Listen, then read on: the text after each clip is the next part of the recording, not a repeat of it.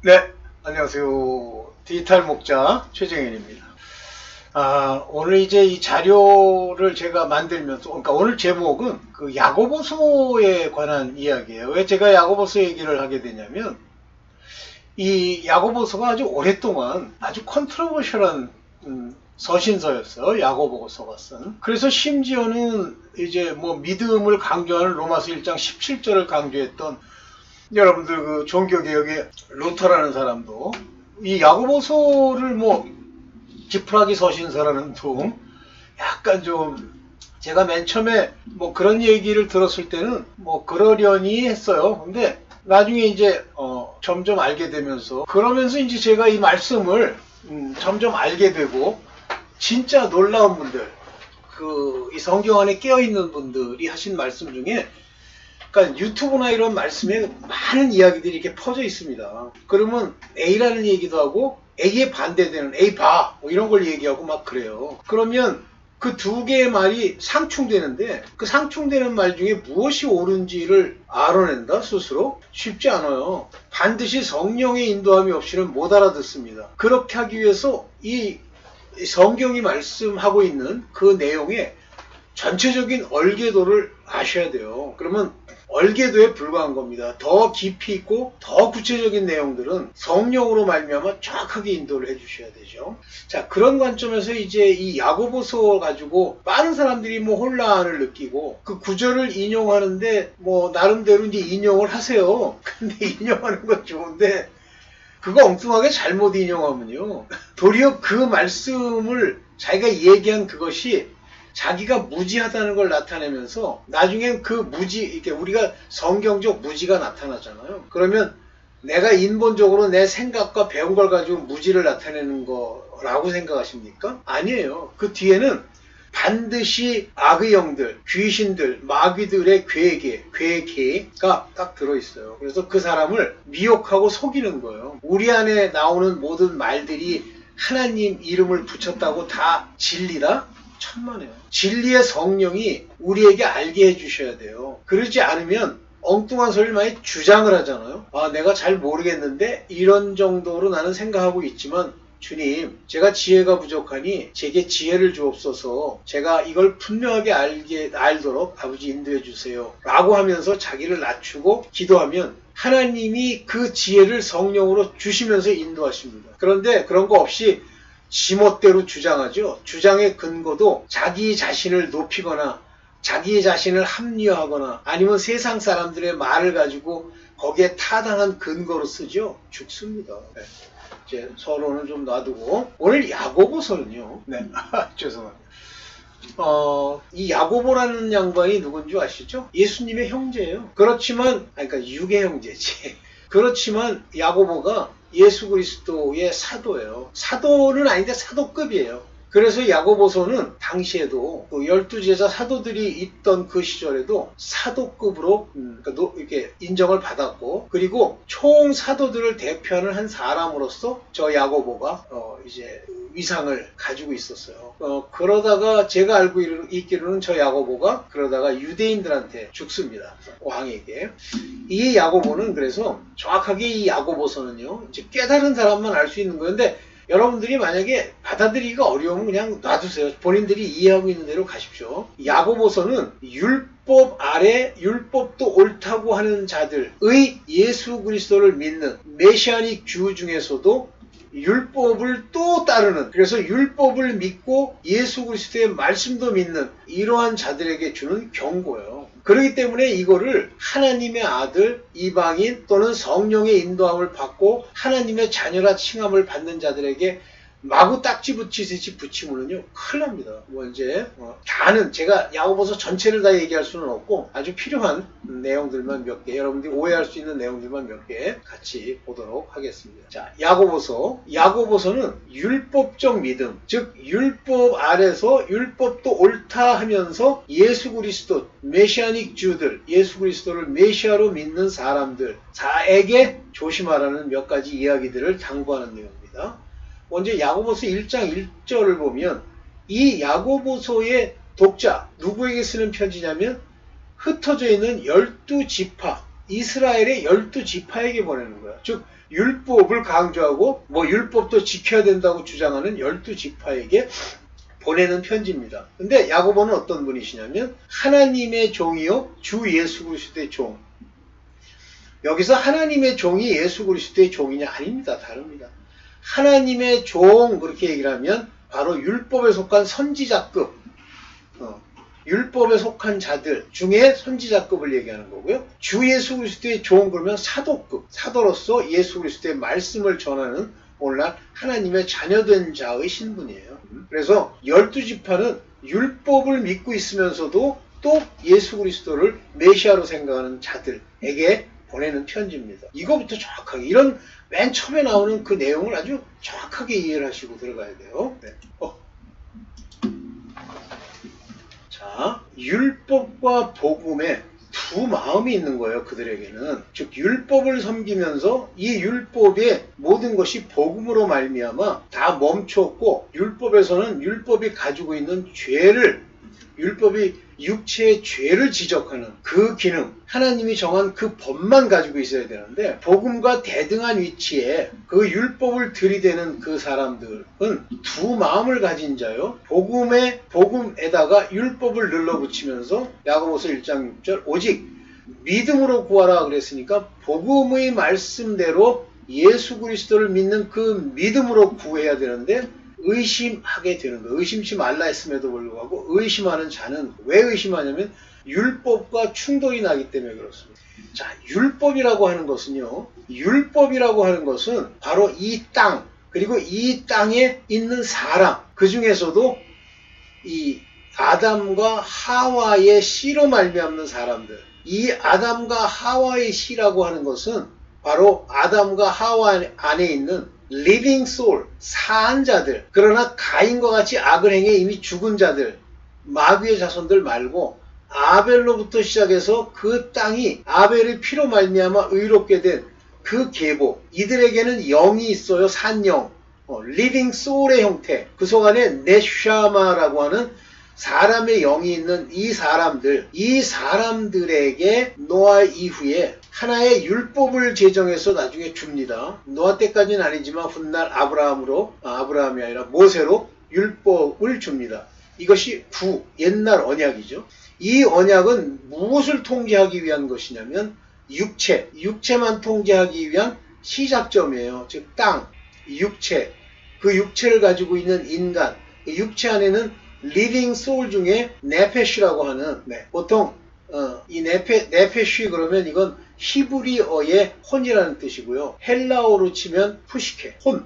이 혼은 육신의 소욕, 육신의 생각을 받아서 행동으로 옮기는 거예요. 이 혼은. 즉 바로 이 육체와 혼, 이 육신이라고 불리는 것들에 대해서 이 율법이 적용되고 이 율법이 그들에게 죄를 깨닫게 하고 이런 상태의 사람들에게 하나님이 약속을 주셨지만 아직 성령은 안 오셨어요. 그래서 이 약속을 받은 자들, 다시 말하면 택함을 입은 자들에게 그들의 행동을 제어하는 율법을 주셨기 때문에 율법으로는 온전히 이룰 수 없는 것이 율법은 우리의 마음, 속 안에 있는 영을 고치거나 영이 변화되거나 또는 혼이 바로 되는 것을 해줄 수가 없어요. 그래서 그 말에 뭐가 나오냐면 육신의 연약함이라는 게 나오는 겁니다. 그러면 율법은 뭐에 관한 이야기입니까? 땅에 관한 이야기예요. 근데 이 땅이 율법 아래서는 어떻게 되죠? 다 저주받는 거예요. 왜?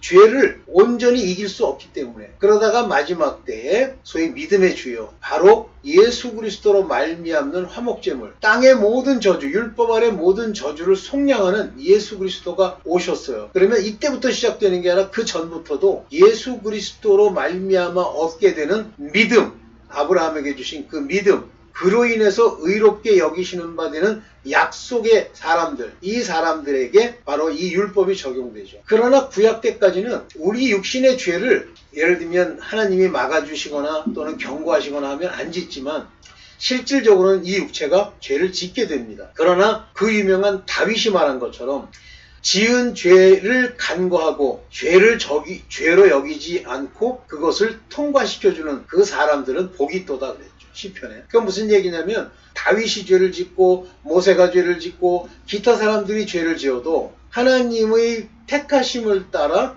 그 죄를 속량하시는 것 같은, 없이 하는 것 같은, 그것을 짓지 않은 것으로 용서해 주시는 그 용서가 그들에게 임했다는 얘기예요. 그렇지만 그 죄가 가지는 육신의 죄는 모든 결과를 얻게 되죠. 왜냐하면 모든 죄는 하나님의 진노를 낳기 때문입니다. 그래서 하나님의 이 진노가 멈추어지는 그 시점이 바로 예수 그리스도께서 십자가에서 그 모든 율법의 죄를 속량한 이후에 없어지는 거예요. 그러면 우리가 율법 아래에 있던 자들이 바로 그 믿음, 예수 그리스도로 말미암는 그 믿음으로 들어가서 그를 붙들고 만나고 찾으면 그때부터 죄사함을 얻고 하나님의 자녀가 되는 사람이 있고, 죄사함을 얻고 끝까지 아버지께로 못 들어가고 여전히 율법에 있지만 믿음을 가지고 가는 자가 나오는데, 이 율법의 모든 요구들은 믿음으로 이루어지는 것이지 율법 자체로 이루어지는 것이 아닌데, 그들이 여전히 육체에 속해 있기 때문에, 육체가 그들 안에 있기 때문에 이 육체가 범하는 죄악들을 끝까지 회개하고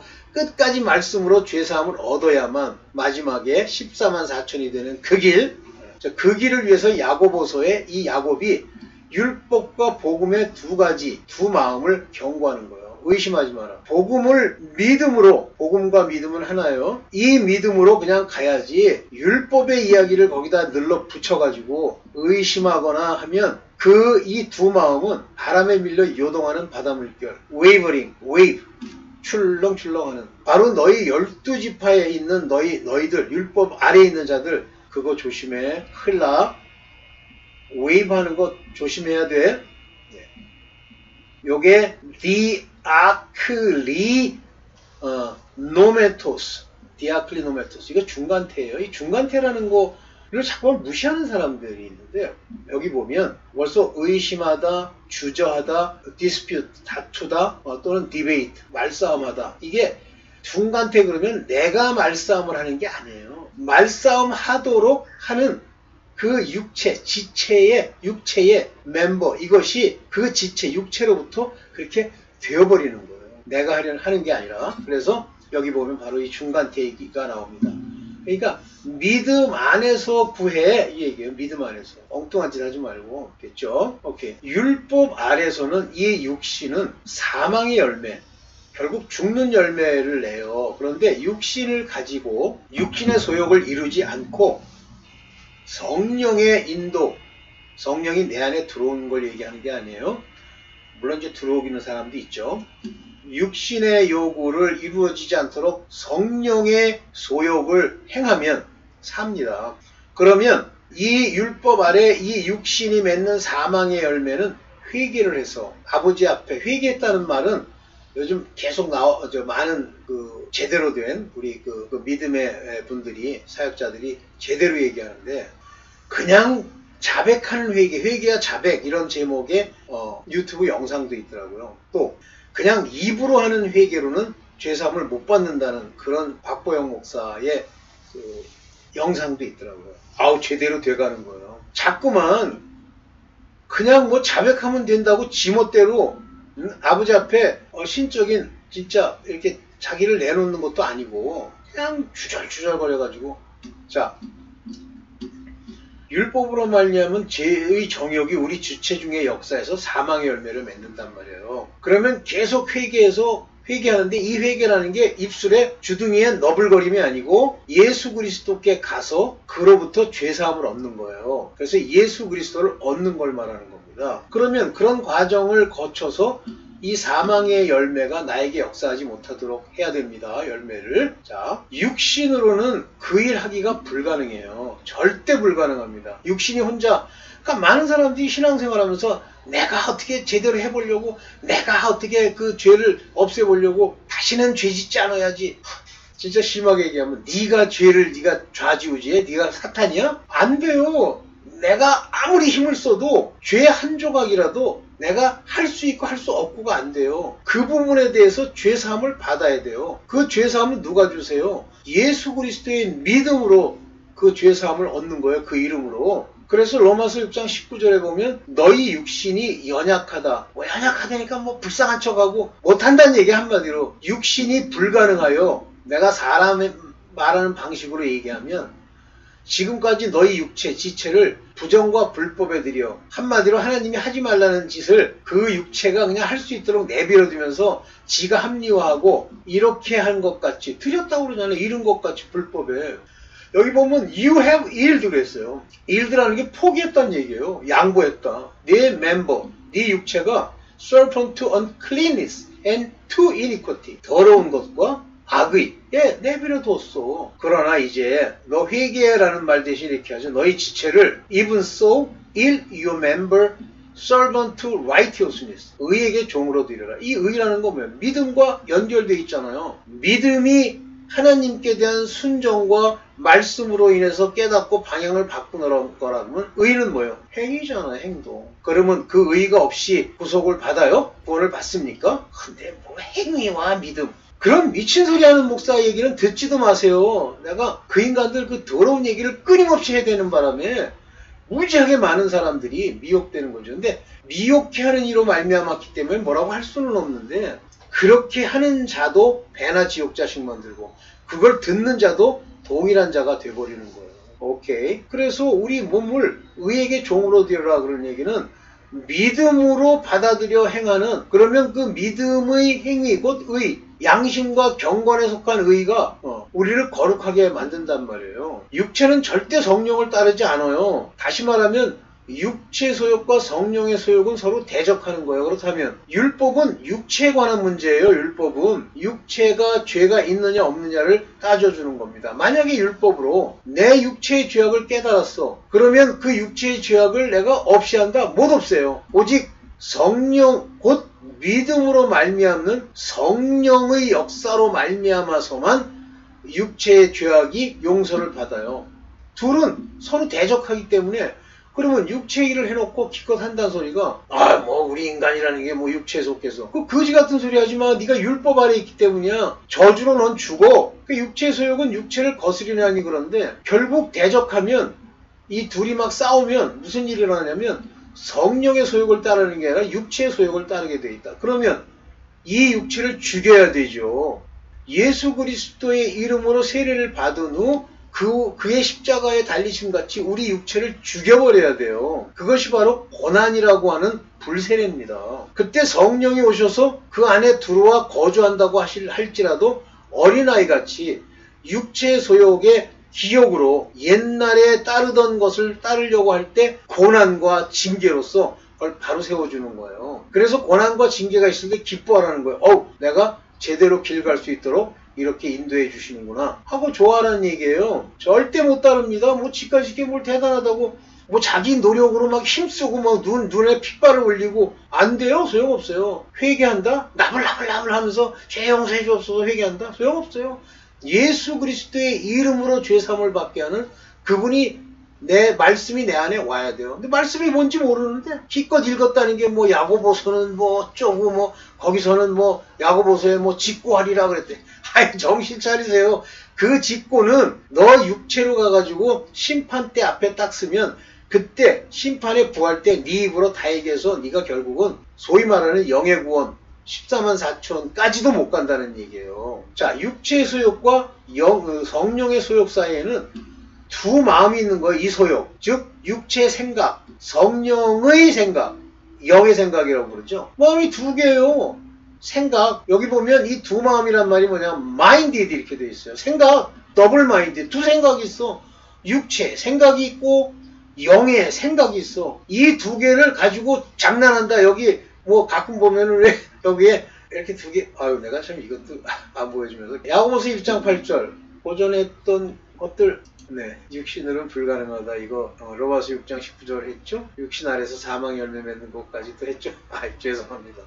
말은 그냥 뭐 청산유수로 해놓고 오케이. 육체의 소욕과 성령의 소욕 사이에 육체의 소욕과 성령의 소욕 사이에 이 더블 마인드 두 생각 사이에는 두 개를 다 품으면 혹시 이거 옳은가 저거 옳은가 뭐 여기 악마가 하나 나타나고 저쪽에 천사가 나타났다?